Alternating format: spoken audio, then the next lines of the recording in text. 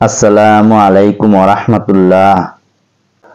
Palestine solidarity movement Bangladesh কর্তৃক আয়োজিত March for Gaza বাংলাদেশের ইতিহাসে সম্ভবত এই প্রথম এমন একটি সমাবেশ হতে যাচ্ছে যেখানে রাজনৈতিক ও অরাজনৈতিক মানুষের সম্মিলিত স্রোত আগামী 12 এপ্রিল 2025 ঐতিহাসিক সোহরাওয়ার্দী উদ্যানে মিলিত হবে ইনশাআল্লাহ।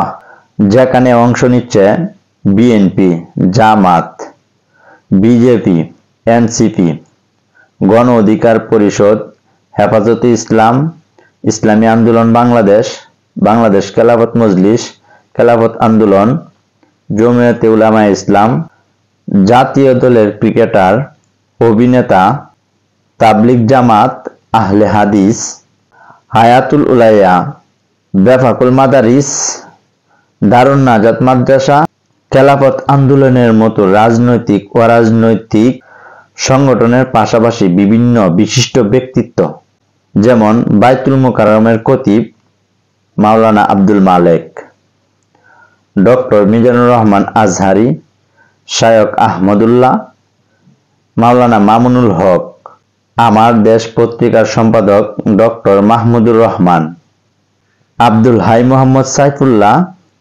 Doctor Abul Kalam Azad Bashar, professor Muktar Ahmed, cricketer Mahmudullah Riyad, Aymon Sadiq, RJ Kibria, Zahidul Islam, Sadiq Kayem, Hasnat Abdullah, কবি মহিব খান সহ বিভিন্ন সেক্টরের সেলিব্রিটিগণ।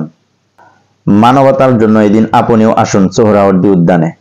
কাছের মানুষকে আসতে উদ্বুদ্ধ করুন, সম্ভব হলে সন্তানদেরকেও সঙ্গে নিয়ে আসুন। তারাও জানুক পবিত্র ভূমির মানুষদের মর্মান্ত দুঃখগাথা। পাশাপাশি বিপুল জমায়েতের সুযোগে বিভিন্ন অসাধু চক্র যেন বিশৃঙ্খলা সৃষ্টি করতে না পারে সে বিষয়েও সর্বোচ্চ সতর্ক থাকুন।